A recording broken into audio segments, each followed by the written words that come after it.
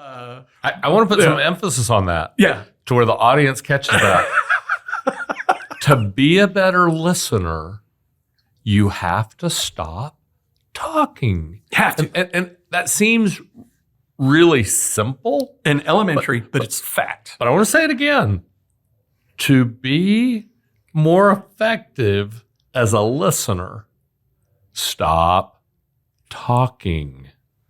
It's hard for people to do that. Welcome to Winning Strategies Playbook, the podcast where we welcome business leaders, CEOs, and industry experts to discuss the rise to the top, building wealth, and real estate insights. Here's your host, Jeremy Spann. Welcome to Winning Strategies Playbook. For more information on this show, go to myexperiencedrealtor.com. That's experience with an ED. Click on podcast.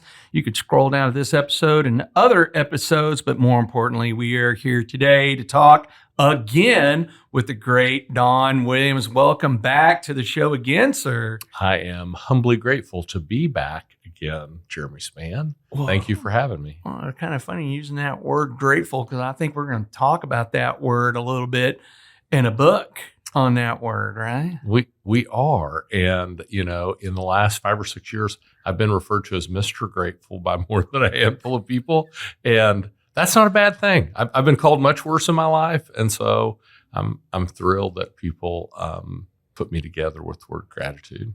Well, we don't have to spend this episode going on into your journey, how you got to where you're at, since we did that on the last episode. But you know, I got to start this off with a joke, right? Just to annoy my father-in-law. You ready for this one? Yep. Okay.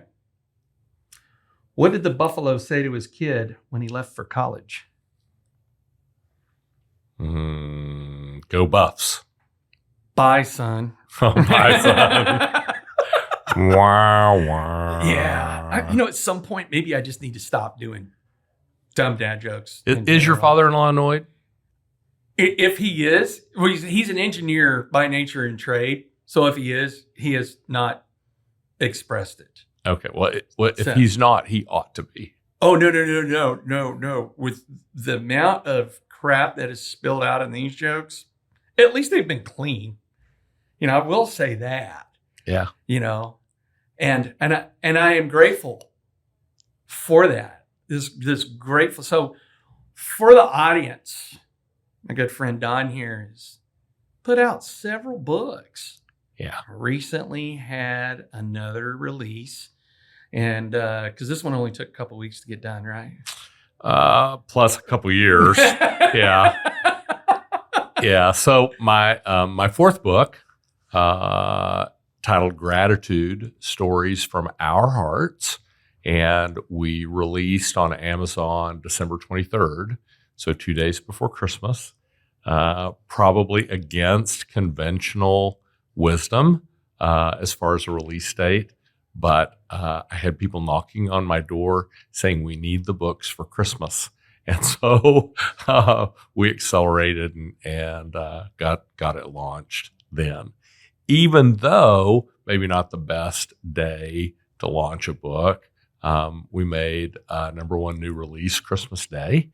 And so very grateful that there was enough pent up demand out there to drive book sales and get us some early awards. And I say get us some early awards because I have 24 co-authors that partnered in the book with me.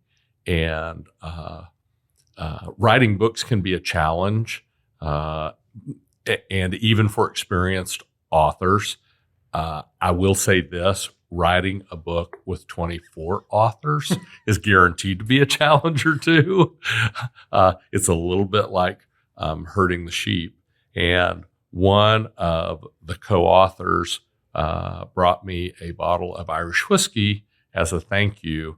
And the brand was Writer's Tears. And I thought, oh, how appropriate. And so all good fun. I will do it again with another 20 or 30 co-authors. I enjoyed it, but I learned a lot. We'll do some things a little differently than we did on this last book. Like, give me an example of like, what would you do different? So we would condense, we would have very specific time boundaries that we would not be flexible on. And we would recruit more authors than we needed, anticipating that there would be some fallout. Life happens. People get busy. We understand. I understand. But a little tighter boundaries, and that would help us get to the finish line a lot faster. My first book took me about a year. It's very short, 60 some pages. It was brutal. It was like my brain had a baby. At the end, it was messy, and I said some unkind things, and it was very emotional. And I wanted a painkiller, but they wouldn't give me one. And so, but after that first book, like many things get easier. And so the second book I literally wrote in about 90 days. Wow. And the third book about 90 days. And so I thought, gosh, coming into book number 4, I'm going to dance through this. We'll do it in less than 90 days. And took about 2 years. I currently have books 5 and 6 in process. And so not sure if that's wise to actually be working on 2 books at the same time, but both thoughts are pounding on my brain saying, please let me out. And so we're working on both at the same time. If I can, let me share what put me onto the path for this book. Absolutely. Please do. So 6 years ago, maybe 5, I think 6 years ago, I'm in Bangkok, Thailand at an entrepreneur organization conference where I'm attending and I'm also speaking and facilitating. And I sit in on a session led by this really smart lady, trained engineer, but recovering engineer. She doesn't do engineering now, from Whistler, Canada, Gina Mollicone Long. And she shares a talk about human performance and the importance of emotion in human performance, and that humans perform at their very highest level when they express or experience gratitude, and at their very lowest level when they express or experience shame or fear. And she gives some really good clinical backup for that. And I literally came home after that trip, went to Home Depot, bought a small galvanized pail, $3.50 pail, and I took a thank you card and I wrote the word gratitude on it and I dropped it in the pail.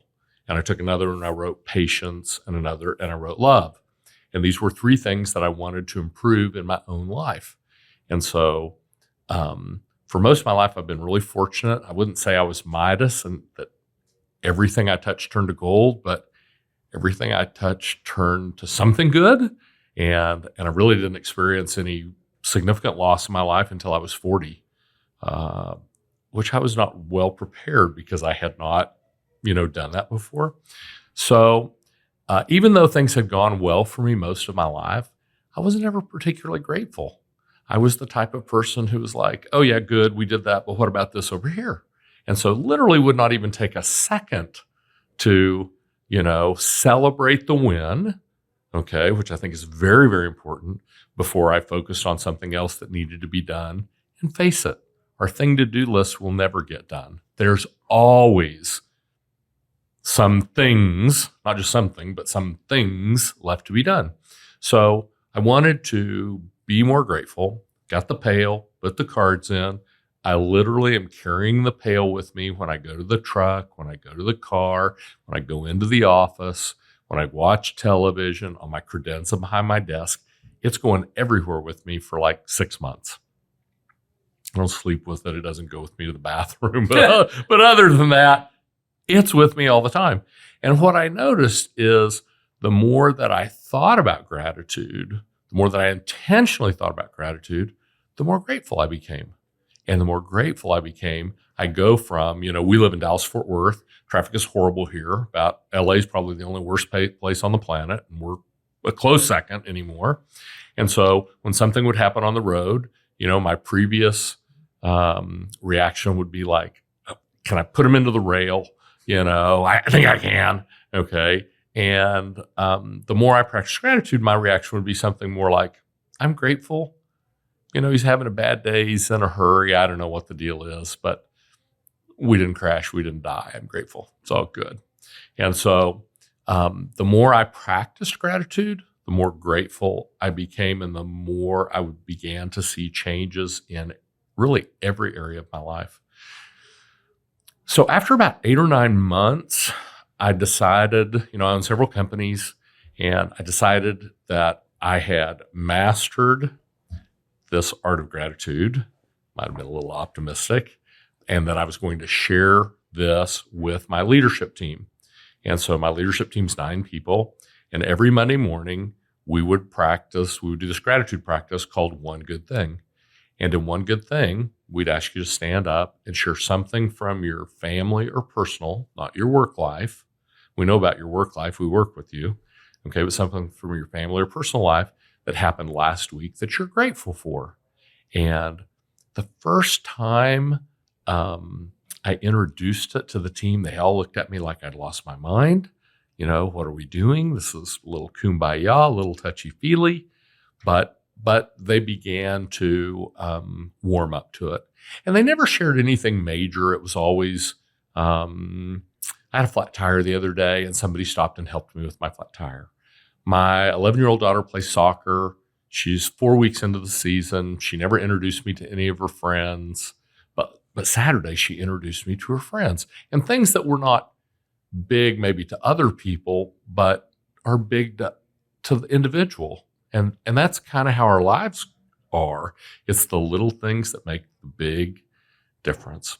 And so we'd been doing this, I don't know how long, several months. And a lady who had worked with me, she doesn't work with me anymore, but she worked with me about 16 or 17 years. She'd been gone. And we knew that her daughter had been pregnant, was pregnant. We did not know that early on in the pregnancy, her OBGYN had told the parents, there's a congenital defect. The baby will probably not survive to term. If the baby does just survive to term, the baby will probably be stillborn. And if the baby's not stillborn, the baby's going to perish almost immediately. And nothing can be done. She had not shared that with us. So we didn't know. So she'd been out a week. And that Monday, when it became her time to share her one good thing, she stood up and said, my grandson was born last week, and he lived an hour. And I'm grateful because his mother, his father, I and my husband and the other grandparents got to meet him and hold him and tell him that we loved him. Mm. I began One Good Thing as a gratitude exercise to share gratitude with my team, because I've got it all figured out now. And so now I'm going to share it with you. And as is so often the case, the teacher learns more than the student. And, she showed me a level of gratitude I had not seen. So since that time, there are hundreds, maybe even thousands of companies that start a daily, weekly, or monthly meeting with One Good Thing, a gratitude exercise. And I'm kind of known for starting all of my meetings with One Good Thing, because there is no doubt that humans perform at their highest level when they express or experience gratitude. And like working out in the gym, the more you work the muscle, the stronger it gets. The more you work that gratitude muscle, the stronger your gratitude gets, and the more able you are to deal with the negative things in life, that happen. So that was kind of the genesis of the book, was my trip to Bangkok, and I'm going to start practicing gratitude and start sharing that with other people. So the book is kind of like my big share on gratitude. And I go into detail about that story in the front of the book. I know you've read the book, and thank you so much for your very generous review. If you support authors on Amazon, I want to encourage you to support them with reviews. It's very important for the success of the book, for there to be reviews from other people from strangers. And so if you love an author, if you love their work, take 2 minutes and give them a 5-star review on Amazon. They'll be eternally grateful. So I began sharing with my friends that I have this vision. I want to influence 1 million people around the planet to begin a daily intentional gratitude practice. And then I'm going to put together a book, and the book is going to be kind of an example followed by a journal, an example followed by a journal, because we know that humans, we establish habits in 21 days. And so something that you do with intention, with purpose, every day for 21 days will become a habit. If you want to change your eating habits, if you can do it for 21 days, you can do it forever. If you want to stop smoking, if you can do it for 21 days, you can do it forever. If you want to be a daily gratitude practitioner, if you can do it for 21 days, you can do it forever. And we're largely products of those decisions and intentions we make that we do every day, greatly affect the outcomes of our lives. So I put 25 stories in the book. There's 24 co-authors. I have one that was an overachiever, wanted to submit two stories. That Rustin? Warren Rustin. Yeah. Good friend, super business guy, but more importantly than that, super guy, super person, super human. Okay. And everyone in the book fits that mold. If you look in the dictionary under superhuman, you'll see each of their pictures. They're all there. And, but sharing real stories of gratitude, and typically, not every story, but maybe most of the stories when the chips were really, really down, okay, and found a way to be grateful or grateful for the positive outcome that happened out of that.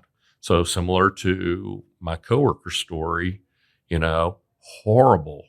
I mean, tragic. Nothing you can say about that to make that good, okay, but found a way to be grateful for something they didn't think they would have, because they didn't think they would have the opportunity to even meet the baby still alive.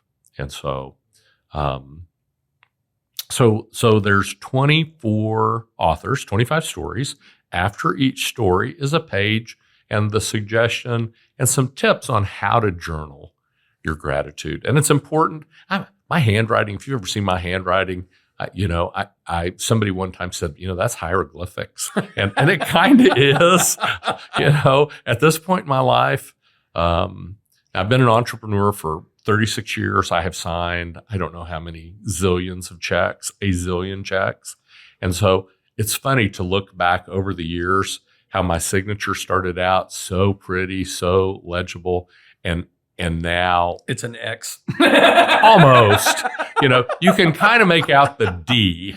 So at first you could see Don Williams, and then it was Don like W something, and now it's like D something. Right. But we know that habits start 21 days of constant activity. We did 25 stories, just figuring some people might need a little extra oomph. Mm-hmm. Okay. And the big bonus so far that we've seen out of the book is this: our business people, entrepreneurs who are buying multiple copies for either their staff or their leadership team, because we met through Entrepreneurs Organization, and people join EO to grow their business. But many times what they find is the best way to grow their business is to grow themselves, grow as a person, okay? And so I would tell you, go back to what Gina said, people perform at the very highest level when they express or experience gratitude. If you can help your team turn into a gratitude team, they're going to perform better and, more importantly, enjoy their lives more. And so I didn't really see that coming, that we would have people that would buy 10, 20, 50 copies and disperse it amongst their team and treat it as, a learning opportunity. But we're very grateful for that. And, I am an entrepreneur. Many things that I do are profit minded. And I think businesses should be profit. Profit is not a bad word. Profit is a good word. Okay. Can't continue to employ people, can't deliver value if we don't actually make money. But the gratitude book is not a for-profit project. It's a passion project.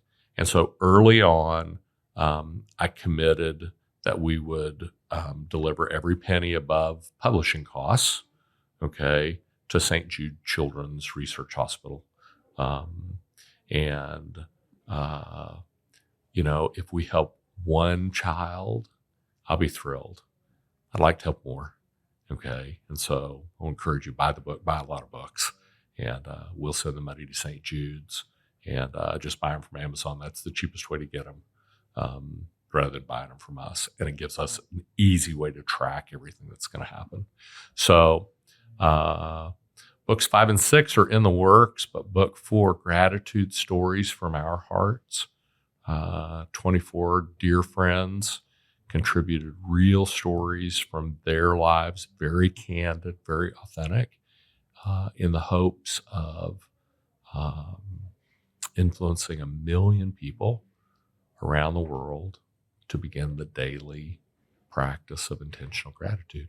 I've been very fortunate with getting to know you. Matter of fact, we just had our retreat, our EO Forum retreat down in Key West, which, by the way, not one bad service during our whole time down there. Like, I was very grateful for, like, every time we had like great dinner service, the next one was even better. And then in the last one, where the guy was a total trip, and his name was Trip.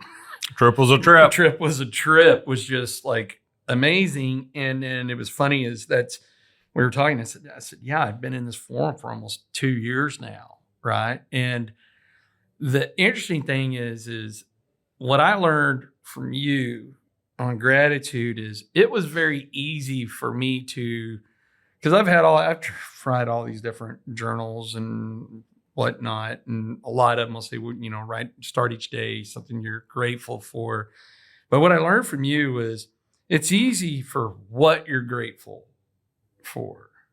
But what I learned from you over the last 2 years is, okay, well, that's fine, but why are you grateful for that? Because we can all name, hey, my feet hit the floor this morning, I'm walking on 2 legs. Okay, that's what you're grateful for, but why are you? And then now when I look at something like that, it's because, hey, I got a lot of my vets that would trade anything in the world just to walk one day. Yeah. Just, even though they got no legs, they can get prosthetics, just to feel again what it would be like to walk on your own 2 legs. So learning that from you over the last 2 years it really hones in, right? Because there's many a times, depending on where we're at in life or where we're at in business, it just seems like you're having more bad days than good days, right? And so this last December, when we were having our forum and in our Christmas party, Don Lamont handed out those Oak journals, right, that are 90 days. And I made a dedication. I said, man, this is I'm gonna try this for 90 days, because that's what the journal's good for, is 90 days, right? And then you get another 90 days, so forth. And I was like, I'm really gonna lean into this, right? And so part of the Oak journal is having your morning routine of your 10-10-10. 10 minutes of breathing and calm meditation, 10 minutes of reading, and 10 minutes of, filling out the journal and journaling. And each day it asks you a question, and you answer the question, which has done significant for me, because on the days that I break my routine, it just seems like a dumpster fire when something happens, right? But on the days I have not broken my routine, when something happens, I'm less of a dumpster fire, of sitting there going, all right, what do I do? How do I handle this challenge? And blah, blah, blah, blah, blah. And you and I had spoken on the retreat, had quite a few challenges going on, right? And I was like, just the multitude of things I was balancing. but sticking to that just makes the difference. And so, but leaning in, what I really liked about this journal is it would ask a question, actually, because I knew you were coming today. Like, I brought it. I have to dig in my bag here to get it. So just because it's an example of like a question, the book would ask, right, was, what challenges have you overcome and how have they made you stronger, right? And it's like, wow, right? And I won't go in and share what I wrote, but it was simple questions like that, because then you have to lean in and just go, wow, this was a challenge and this has made me stronger and I'm grateful for being stronger. But that journaling forced you to kind of lean in, kind of like your book, right? Is, hey, tell the story behind why, so that way you can understand it. And which was interesting because I literally got this journal 2 weeks before your book was released. And then as soon as you did release it, I downloaded it on my iPad, first off. And then that's how I made the connection between these two. I was like, oh, wow. And your book on gratitude helped me lean into this oat journal even more.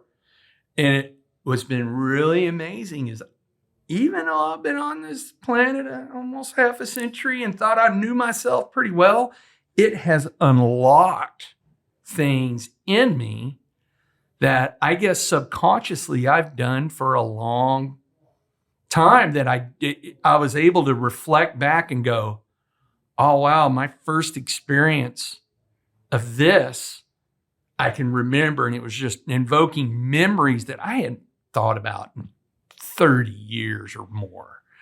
And then it really helped open up to like, hey, I'm really grateful, right? And so as James Peterson's listening to this episode, it was kind of funny, is the other day had an event, and it was one of those where he and I were laughing. It was like, man, it was like almost like one of your life flashing before your eyes kind of event. And he said, man, I was trying to think of like, hey, if X happens, how am I going to get out? And he said, what about you? And I said, oh no, I was like, well, today's the day. That's always, I was like, that was the first thing within my head. It was like, oh, today's the day. And he started laughing. He just goes, as someone as highly trained as you are to respond and react to things, why? And I said, man, we don't get to decide when our ticket's going to get punched, right? And when it does, I don't want that last few seconds to be, oh, I wished I shoulda, woulda, coulda. Instead, I want it to be just like in that moment, like, well, today's the day, right? If I go today, I mean, like, yeah, of course, there's a lot of things left in life we want to go do and everything else. But I was able, it was kind of just reflecting after he and I'd gone and got a beer. And I was just sitting there thinking, I was like, man, I've really got to do some pretty amazing things, meet some pretty amazing people. And I've had some pretty epic successes, but also some pretty epic failures that without those epic failures that I could not have learned from to give those epic successes, is it becomes a matter of perspective, right? And so, and that's kind of been my mantra here lately, is like, hey, try to have the other person's perspective. Because while, yes, this is important to you, but imagine how more empowered you would be if you understood what was important for that other person, right? And then so, while still a work in progress, I have gotten better at trying to listen, right? Which for me means I got to stop talking, which is not the easiest thing on the planet for me to do. I want to put some emphasis on that. Yeah. To where the audience catches that. To be a better listener, you have to stop talking. Have to. And that seems really simple and elementary, but it's fact. But I want to say it again. To be more effective as a listener, stop talking. It's hard for people to do that. When you talk about perspective, My second book is a book titled Romancing Your Customer, which has nothing to do with being romantic with your customer. It has to do with treating your customer the way they'd want to be treated if they were romantically involved, not with you, but with your business. And so when you do that, I have to take my eyeglasses off because I see my perspective through my glasses, and I have to pick your glasses up and put those on, because there's no way for me to give you what you need, what you want, what you desire, what will make you a raving fan if I see things through my eyes. I have to see them through your eyes.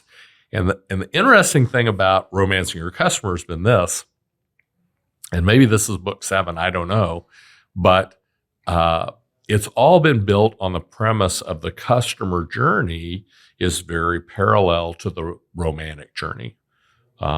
So person meets person, their heart goes pitter patter, a business and marketing, they say, hey, I'd like to get to meet these people. Their heart goes pitter patter. They hopefully work them to the sale. They work them to the altar. Okay. I do is the same thing as signing the marriage certificate. The relationship changes, right? You're married, a little different relationship on this side of the marriage, of the wedding than on the other side. Okay. Guys, pay attention to me. Bring some of the romance that was on the front side of the wedding into after the wedding. Okay. But in a company, it would be marketing and then sales. And I made the sale. And now we move into customer experience. Just like being married, we know those are different relationships. And what we do know is this, that if I want to influence other people phenomenally, I have to see it from their point of view. And not just see it. It's everybody's heard this, walk the walk or talk the talk. Well, less talk, more actions. Less talk, more actions. Because people will turn out what we say. Okay. But they won't turn out what they see, what they feel.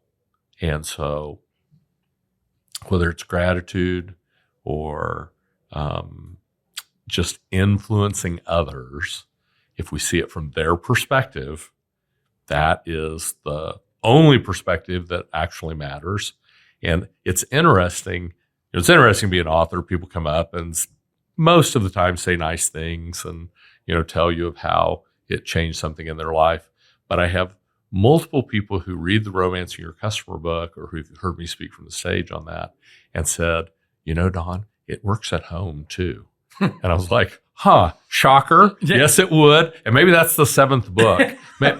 maybe I should do a book on have a better relation, improve your relationship because of following romancing your customer principles. Right. Reverse it because it's interchangeable. And it's those principles are true business to prospect, business to customer, owner to staff, manager to staff, and parent to child to parent.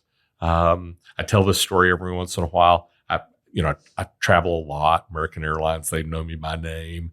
I'm fortunate that I get to fly up front most of the time. And if you look back, if you're as old as I am, I can remember when, flying was really this luxury experience. And they actually wanted you to dress a certain way. I mean, there was a dress code, okay, and there's a lot of people that won't be old enough to remember that or know about that, but there actually was. And but today, service can sometimes be a little more generic, a little militaristic almost. But if you want great service, don't practice romancing your customer. Practice romancing your service provider. And so when I sit down and the flight attendant comes by, even though they have their name badge, on their shirt or blouse, I never look at that. I always look them in the eye and say, "What's your name?" "Well, I'm Mary." "Hi, Mary. I'm Don." And so take a second and see them. I mean, if you look at it from their perspective, this is a person that probably does 3 flights a day when they fly. If they've been doing it 10 years, I would think that an airplane looks like an infinitely long line of people that I'm going to see for 2 or 3 hours, and most of them are going to have bad behavior. Especially in today's day and age with mandatory mask on the plane. Absolutely. And, sometimes bad attitudes. And I'm not knocking people, Right. but you talked a little bit about this. If you list all of the human emotions, the reality is there's more on the negative side than there is on the positive. Just mathematically, we're more prone to be negative. Now, gratitude will change that for you. Okay. But there are more negative emotions under the umbrella of reality than there are positive emotions. And so that's how humans work. We can't change it. But it's interesting. So even in first class, American Airlines, I love you. Live here in Dallas, Fort Worth, fly them almost exclusively. But I can be in first class, and because I treated the person who's serving me with dignity and respect and a smile and authenticity, I get this world-class white glove, red carpet service amongst my seatmates that didn't engage and are not being engaged back with. And so romancing your customer will make for a better world. You can have a better experience with your prospects, with your customers, with your team, with your spouse, with your kids, with your parents, with your friends, with your flight attendant, if you're just nice and see it from their point of view. What's that old saying? Nice guys finish last. Pure poppycock. Not true. Nice guys finish first. Some non-nice guy made that statement up. Or you could look at it, since you know me, I'm an unorthodox person, is nice guys finish last because they finished. Good point. Right? Good point. And the other ones didn't. And you're right, when you make that connection with somebody, right? And you don't know what kind of bad day they've had. They, like I said, they might have just finished all these different flights where people were just being horrible, right? And all you got to do is just look at somebody and smile and say, hey, how are you doing? And it was funny, something interesting that you're talking about, like, romancing the customer is, I could almost argue that your spouse is your customer, right? Because look, you're there, you got married because you have an exchange in vows, right? You got an exchange, and this is what I'm going to provide, this is what you're going to provide, and we're going to do this together.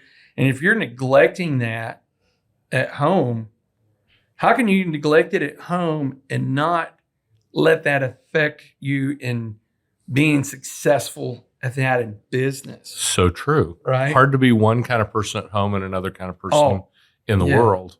Yeah. And so the best partnerships, we all know this, are when I'll say partner B and your partner A. Mm-hmm. So if I focus on what's good for partner B, almost guaranteed there's a conflict coming. The trains are going to collide. There's going to be a mushroom cloud. Something bad's going to happen because I'm in the me world instead of in the you world. When I'm wearing your glasses and seeing things from your perspective, okay, then what you find is even if your counterpart doesn't see it that way, if you start, they'll come along and they'll begin, leadership is tough. And you know why it's tough? Because you got to get out front. You got to actually lead. You can't lead in the back. You got to get out front to lead. And that's where it's scary and lonely and there's nobody else out there. And you're exposed. And you are exposed and you're vulnerable. Okay. I think back, I think it's, it's Brene Brown, Dr. Brene Brown, University of Houston, brilliant lady. And she tells a story about working with special forces, every branch. And I think this one was about SEALs, but it would apply to every branch, special forces. She said, tell me a time when you've seen courage. And courage is not the absence of fear, but action in spite of fear. Okay. And everybody has fears. Okay. That's just being human. Okay. But tell me about a time when you've seen courage. And these are some of the bravest people on the planet. Okay. Tell me a time when you've seen courage when the person displaying courage was not vulnerable. And the reality is they said, hey, never saw one. Right. Because you can't, until you're scared, until you're out of your comfort zone, until you don't know. And here's kind of the, what tells the tale, until you don't know the outcome. If you know the outcome, you may be apprehensive, but you're not out of your comfort zone. If you know how it's going to go, you're not really out of your comfort zone. But when you don't know the outcome and you have limited control of the outcome and you go anyway, okay, that's when you're exhibiting real courage because you're really vulnerable. And for most of us are not Marine Recon vets, okay? For most of us, the most vulnerable we ever are is in interpersonal relationships. And we're vulnerable because we're exposing our heart, okay? And we like our heart. And people broke our heart. If you're very old, you've been there and done that maybe more than once, but everybody's done it at least once. And so it takes real courage to lead because you got to get out front. Got to be out there where it's vulnerable. But the interesting thing is this. Counterintuitively, if you'll step out of your comfort zone, I'll share a little bit on my take on comfort zone physics, the laws of physics with comfort zones. I like my comfort zone. I like being in my comfort zone. The reason I like it is because, gosh darn it, it's comfortable. It's warm and fuzzy and it's soft and it's like my recliner. I like it. When I get out of my comfort zone, what I find is this. Number one, it takes a little courage. You got to take that step outside of the boundary. Even if it's just an inch out of the boundary, it takes a little courage to do that. But here's the interesting thing. I step out of my comfort zone and automatically and instantly my comfort zone expands. I'm no longer fearful of that step. Okay. And the next time I step out of my comfort zone, guess what? My comfort zone expands. And the next time, my comfort zone expands. And so what I challenge my clients, because I have life coach clients and business coach clients, is this. Let's get out of our comfort zone as quickly as we can every day. Because growth, personal growth, business growth, family growth is when we're stepping out of our comfort zone and our comfort zone is expanding. And it's literally that simple. It's physics. Step out of your comfort zone will grow. Step out again, your comfort zone will grow. In a year, you will be amazed at where you are. Oh, yeah. No, and, bringing up James again, he's had the opportunity to be with me in 2 meetings in the last 2 weeks that were pretty uncomfortable meetings. I'd go to the extent of saying outright uncomfortable meetings, not knowing what the outcome was going to be, like walking in and going, all right, I'm unsure. I have the outcome I'd like to have, but I'm not sure what the outcome is going to be because I don't know what the other people in the room are thinking. But we do agree that we have this situation and it's going to be addressed and it's going to go one of a couple of different directions. And so, so this last weekend, he and I are having a beer and he said, man, I'm amazed at how you could just sit there when it outright appeared the other person was on full on attack. And he goes, and you didn't react, you responded. Big difference between reacting and responding. He goes, you kept calm and you let the other person talk. And I was like, yeah. And he goes, man, how are you comfortable doing that? And I said, well, let me help correct you. I was not comfortable at all. Actually, on both of those meetings, the 24 hours leading up to them, I was like, oh, I really, really don't want to go do this. I really can think of a million things like getting a root canal would be less uncomfortable than going to do this, but it needs to be done. Let's go. Let's get out in front of it. And then, because I was able to mostly keep my mouth shut, still a work in progress, it was amazing that both had very good outcomes on the backside of it. Because one of the things I have to acknowledge is that it's not just my perspective in this room. There's multiple people with multiple perspectives. But my goal of what I wanted is that we come out together, not individually. And the scary part is on both of those occasions in the last 2 weeks, when I was walking in, I was like, I'm not sure we come out together. Not because that's the result I wanted. It's like I literally did not know what the outcome was going to be. There you go. And that is scary as hell. Like it's really funny. Is like my daughter's boyfriend. So in February, we flew my daughter and her boyfriend and a bunch of her friends out to New Orleans, and Laura and I flew out to meet them to go celebrate Maggie's 21st birthday. She turned 21 in January, but okay, let's go do one.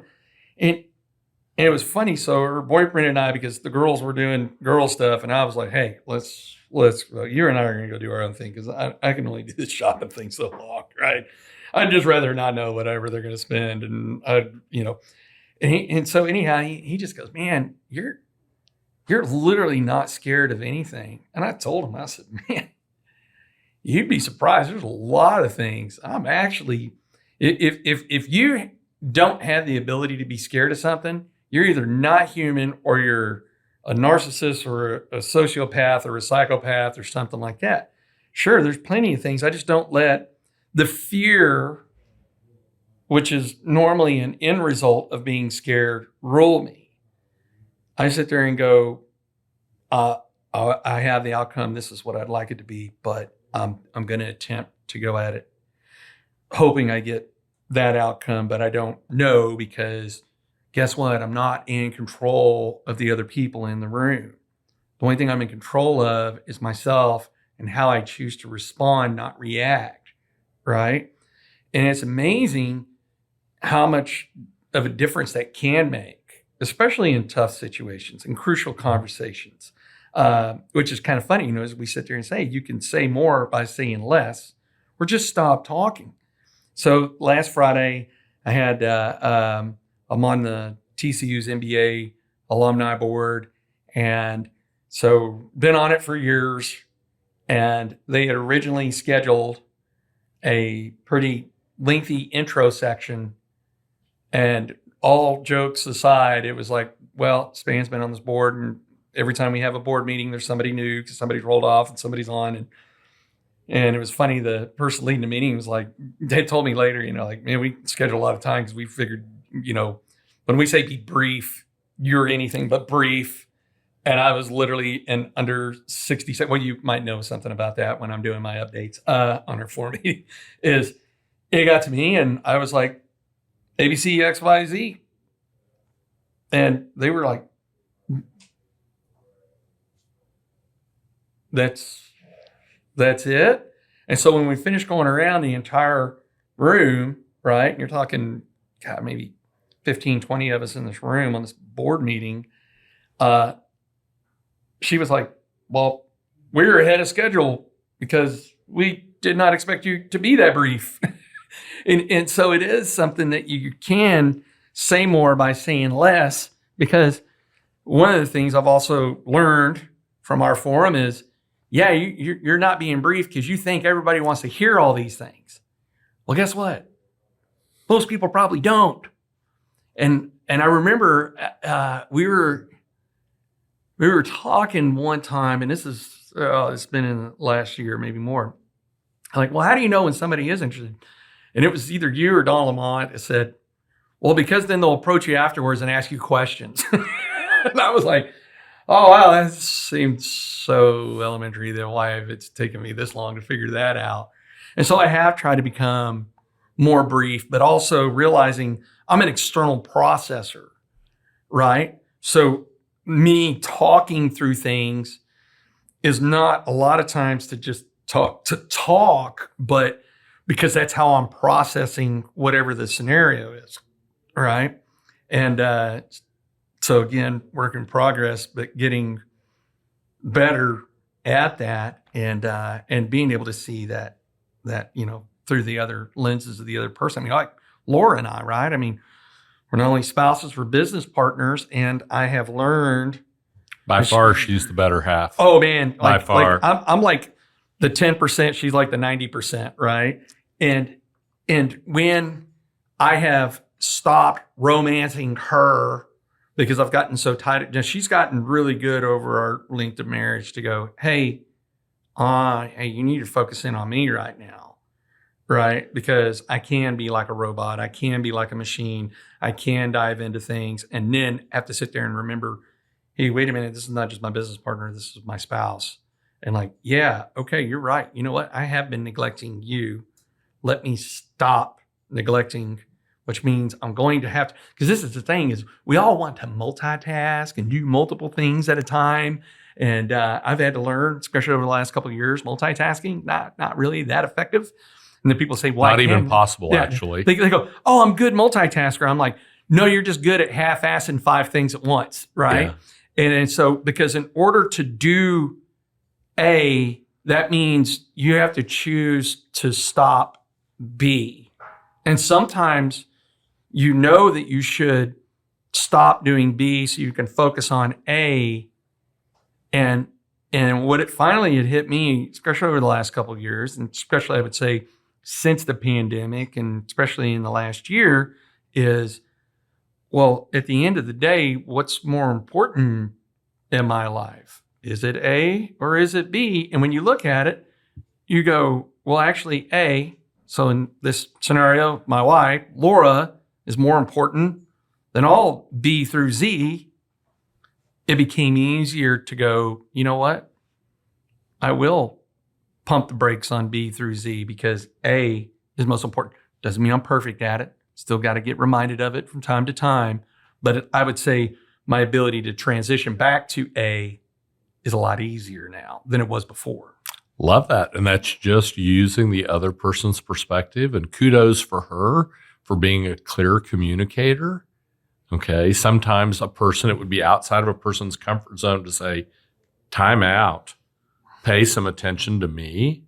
Okay. And male or female, that might be an uncomfortable thing to do, but it's very clear communication, and clarity is kind. Yeah. Muddled non-clarity is not kind. Okay. Because I'm trying to see it from your point of view. I can't see it 100% of it from your point of view because I'm not you. So help me. Okay. Because I am trying to see it from your point of view. And then kudos to you for listening, which means you weren't talking. Okay. And then, and here's where I think a lot of people get off track. Learn, listen, and act. If you're unwilling to act, you're just stocking up for some great trivial pursuit game in your future. Okay. But it's only through action. Remember, less talk, more action that we get accomplishment. And that action can be asking questions, right? Yeah, absolutely. It's like you said, I mean, clarity creates trust, confusion creates fear. And if you don't have clarity, ask questions, right? So, and I think we might have talked about it when we were having some cocktails on our retreat, is something that was mentioned to me by some of my folks back here, which was, hey, sometimes you think you have conversations with us and you've had the conversation in your brain, but you haven't actually vocalized the words. And after I heard that multiple times within like a week from multiple people, I don't know if they got together and conspired to make sure that I got the message on Probably not. Right. And I was like, what? And it's funny that what they are all laughing. Like we were actually sitting in a bar having a drink, and they were like, yeah, actually now we can identify through your body language when you're doing it. Right. They said, we've all talked enough to go, yeah, you could see that. Like Ricky, who's known me since the 2nd grade. So he's known me my entire life, is like in the middle of it. He'll stop me. And that's what he's telling the other guys, is like, You got to stop him. When he starts doing this, that's when he's already chessboarded the thing 8 times. He's already worked it out. It's probably gonna work, whatever he's figured out. Problem is he hasn't communicated that to the rest of everybody else in the room. And so Ricky's really good about going, hey, vocalize what you just ran through your head, right? And then I'll be like, oh, blah, blah, blah, blah, blah, blah, blah, blah, blah. And he's like, yeah, that totally makes sense. Thanks for letting me know. Right. And so learning these things about ourselves helps us become more effective. But sometimes it's just asking questions. Just ask questions. If you don't have clarity, don't assume, don't pretend, just to get the conversation over. Right. Like I said, both of these uncomfortable meetings I've had in the last couple of weeks, I was like, I don't understand right now. I am not comprehending what the issue is here. And I had to start asking. Yeah. And asking questions. And then it was click. Oh, all right. I can fix that. Right. But I didn't know what to fix because I didn't have clarity. And when I got clarity, if I wouldn't ask enough questions, it got me to that clarity where we were able to pivot that quick and people were happier. Well, I love to ask questions. No way to get the other person's perspective better than from their mouth, from their words. And so you almost can't get in trouble asking questions. Yeah. Almost. Yeah. Okay. Yeah. And statements, on the other hand, much more dangerous. And, I think it was Zig Ziglar, who he used to run people through this exercise talking about misinterpreting verbal communication.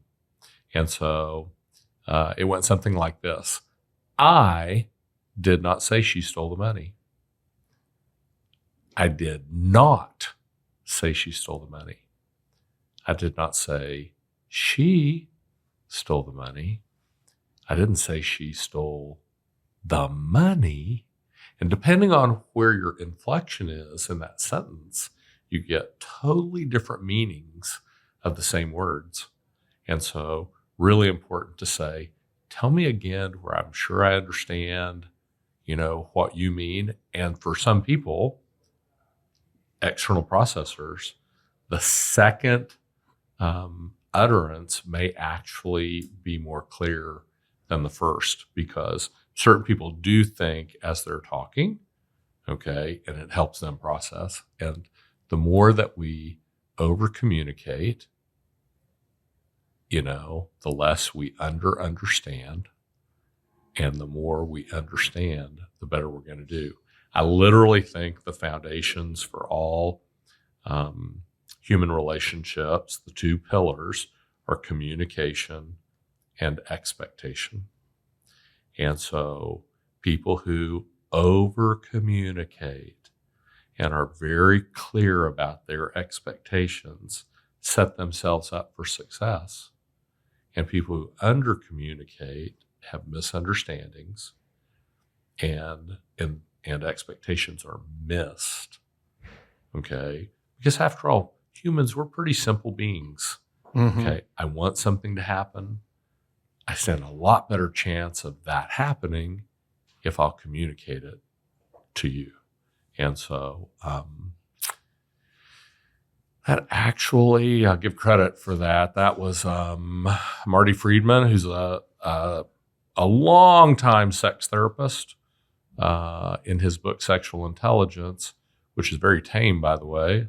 It's not very racy, but after all, sex is just a human relationship, and it, like all other human relationships, are better served with communication, expectation.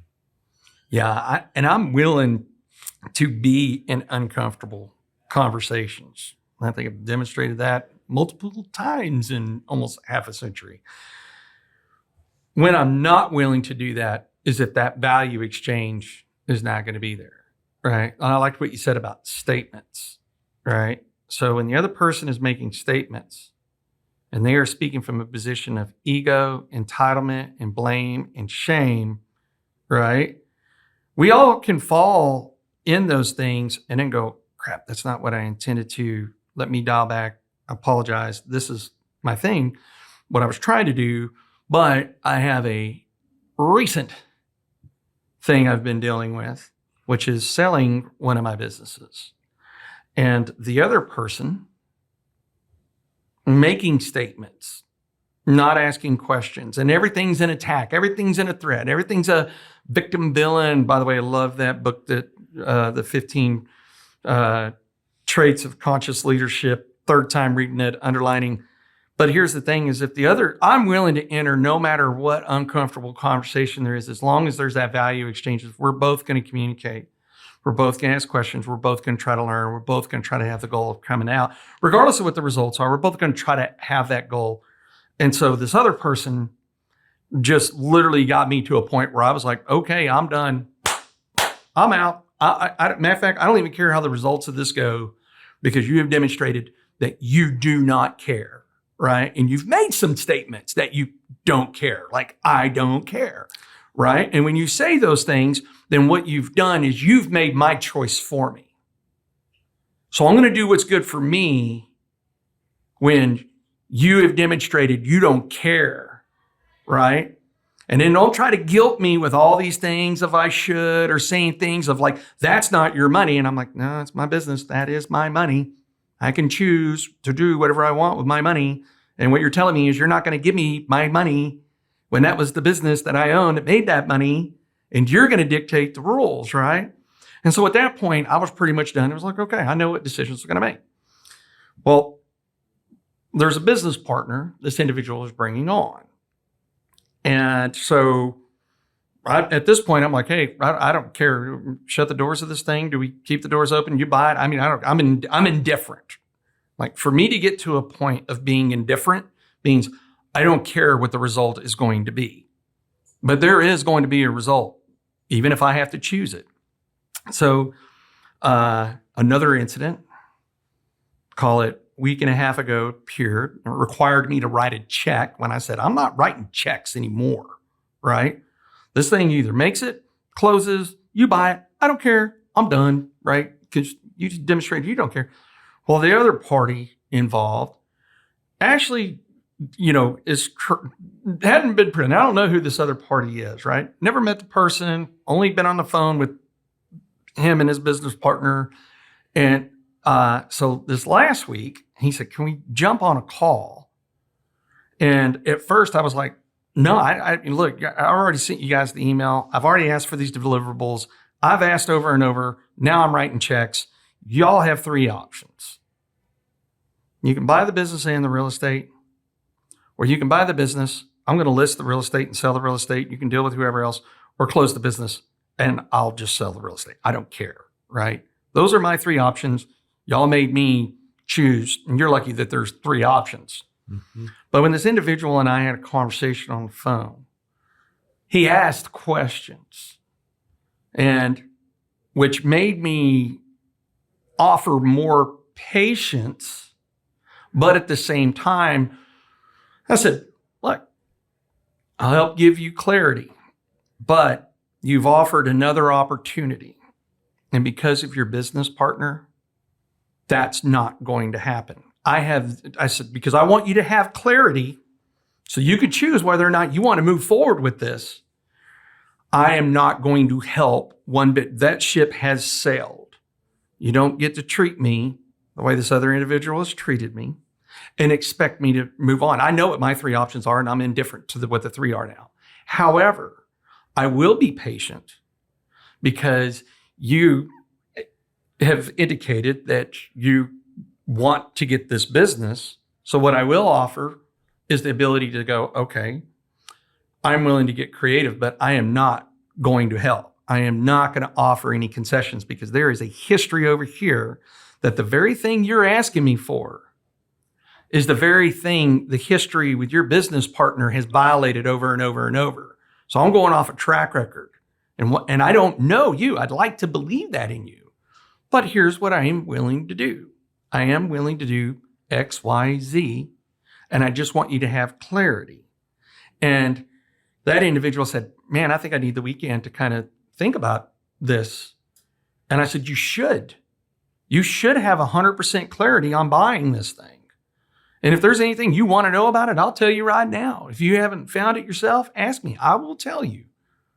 Because again, I've demonstrated these are my 3 options.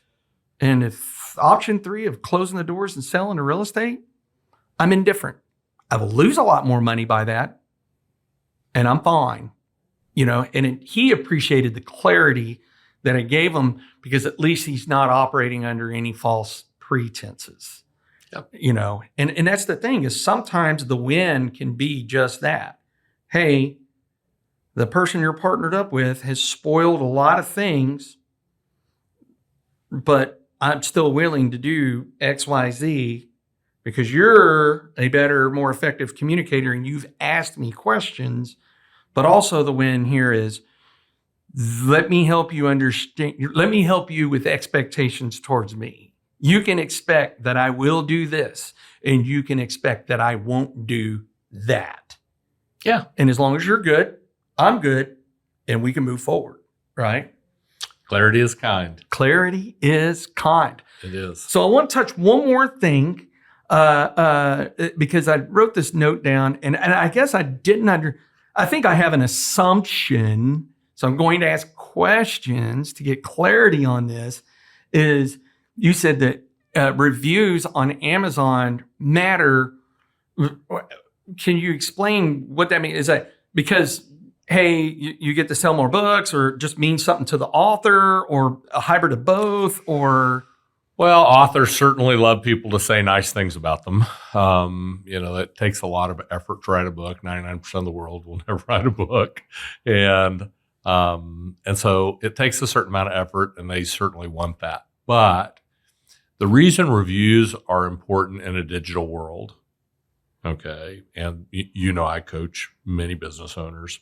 So whether it's an author and an Amazon review, or it's a Google My Business review about my business, or it's a LinkedIn recommendation or endorsement, they're important because people, for kind of some inexplicable reason, it doesn't make great sense to me, that I would consider going to this restaurant for dinner tonight. I would go look at Yelp and see what 6,000 strangers had to say about that restaurant. 6,000 people I don't know anything about. And I would allow their combined input to help me make a decision. Well, it's more important than even that with Amazon and Google.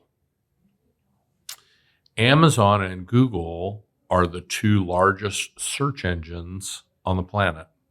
And people are like, Amazon's not a search engine. I'm like, oh yeah, you type something in Amazon you're looking for, and in, for example, 0.27 seconds, Amazon returns 1 million items that could be what you're looking for, and the top 10 are probably exactly what you're looking for. And then on top of that, Amazon says, and this one we recommend, okay, as being the best value for you. And then if you're a Prime member, with one click, it's going to show up on your doorstep probably tomorrow, maybe today, maybe the next day, but probably tomorrow. Okay. Google, on the same hand, if you're in the real estate brokerage business, if you're looking for a realtor or a real estate broker, okay, Google is going to return umpteen zillion hits, okay, like that. And so Google and Amazon both add weight to how often they return your business, okay, or your book, okay, in part based on the number and the quality of reviews. So if you were generous enough to give a 5-star review on Google, for example, you can log in, click 5 stars, and leave. Okay. Or you can log in, click 5 stars, write a sentence or 2. You don't have to write a book. It doesn't have to be a paragraph, but a sentence or 2. That adds more weight in Google's mind than just the 5 stars on its own. Same thing in Amazon. If you read a book and you like the book, okay, don't go give 5-star reviews to books you don't like, okay? But if you like the book, you can go give a 5-star review, write a sentence or two, and Amazon will even identify verified purchasers, okay?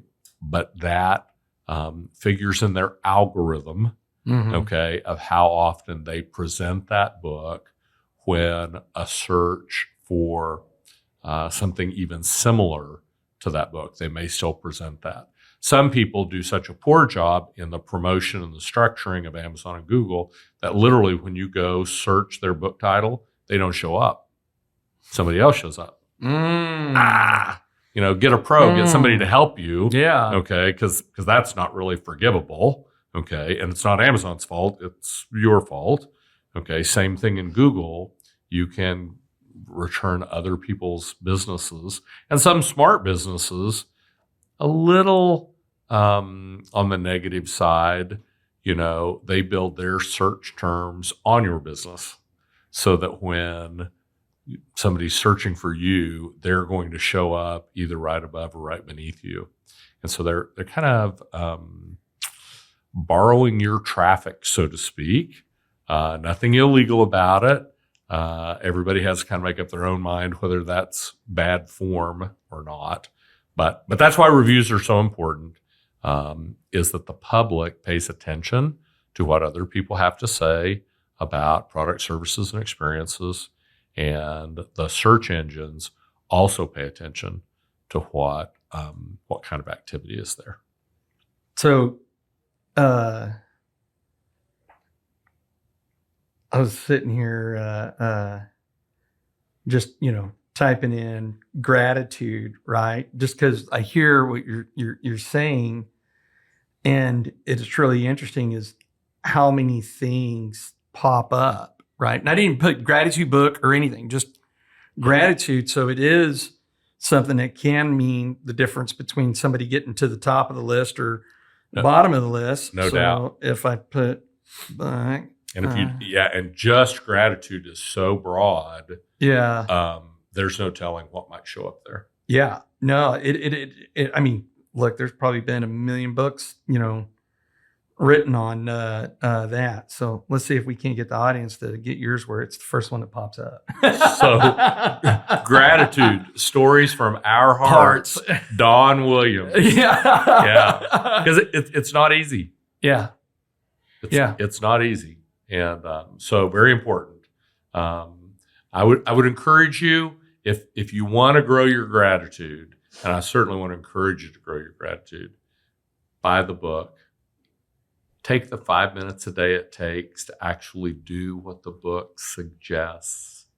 Remember, learn and act. Okay. You'll be a different person at the end of the book than you were at the beginning of the book. Okay. And you might help a child who's sick at St. Jude Children's Research Hospital. You might change their life. And so grow your gratitude, improve your life, help a kid. And so for the audience, the best place to go is Amazon to purchase the book, you said? Yeah. You can reach out to me, but it's going to be faster, simpler, quicker, just to go to Amazon. And for the audience, we'll make sure that we'll have that link inside here. So that way, if you're driving down the street and can't remember where to go get it, you can always go to myexperiencedrealtor.com, click on podcast, scroll down to Don Williams, the second episode of Don Williams, not the first episode of Don Williams. And we'll have direct links on how you can go straight to Amazon to get this. And remember, any extra money made out of this thing is going to St. Jude's Hospital. Thank you, Don, for coming on. Appreciate your time as always, my friend. Jeremy, thank you. I'm grateful. Me too. I'm grateful. Good. This is good stuff. Thanks, brother. Always, my man. It's been really. You get the feeling we could do this for